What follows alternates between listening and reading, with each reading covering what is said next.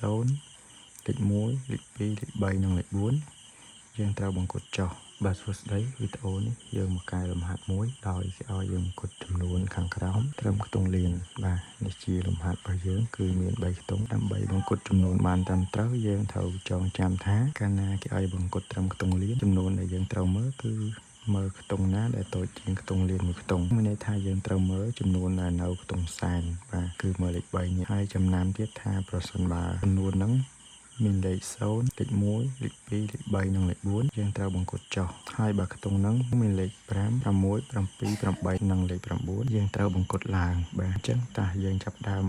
ទៅបង្កត់ទាំងអស់គ្នាខ្ទង់ដែលគេឲ្យបង្កត់គឺត្រឹមខ្ទង់លានមែនទេបាទខ្ទង់លានចឹងលេខដែលនៅខ្ទង់លានគឺលេខ2ហើយចំនួនដែលយើងត្រូវមើលគឺលេខ3នេះបាទគឺនៅខ្ទង់សែនអញ្ចឹងដោយសារតែខ្ទង់សែនមានលេខ3អញ្ចឹងយើងត្រូវបង្កត់ចុះកាលណាបង្កត់ចុះចាប់ពីខ្ទង់លេខ3នឹងមកដល់ខ្ទង់រាយនេះគឺចុះដល់0ទាំងអស់អញ្ចឹងមានន័យថា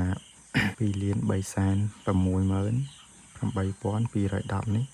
បង្កត់ចុះសល់តែ2លានបាទអញ្ចឹងមានន័យថាខ្ទង់ផ្សេងគឺចុះសល់0ទាំងអស់បាទរីឯអក្សរខនេះគឺយើងត្រូវមើលលេខ8នេះបាទដោយសារខ្ទង់សែននេះមានលេខ8ដូច្នេះយើងត្រូវបង្កត់ឡើងកាលណាឡើងគឺឡើងខ្ទង់ដែលគេឲ្យបង្កត់មួយលេខបាទឡើងគឺឡើងមួយលេខមិនមែនឡើងលេខ8ហ្នឹងទេគឺឡើងខ្ទង់ដែលគេឲ្យបង្កត់ចឹង6លាន8សែន71955នេះបង្កត់ឡើងបានទៅជា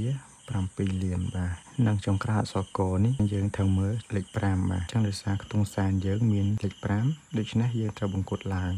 អញ្ចឹងកាលណាឡើងគឺឡើងខ្ទង់ដែលគេឲ្យបង្កត់គឺខ្ទង់លាននេះហើយបាទអញ្ចឹង8លានឡើងទៅជា9លានបាទនេះគឺជាចម្លើយរបស់យើងបាទអរគុណសម្រាប់ការទស្សនាជួបគ្នានៅក្នុងវីដេអូក្រោយ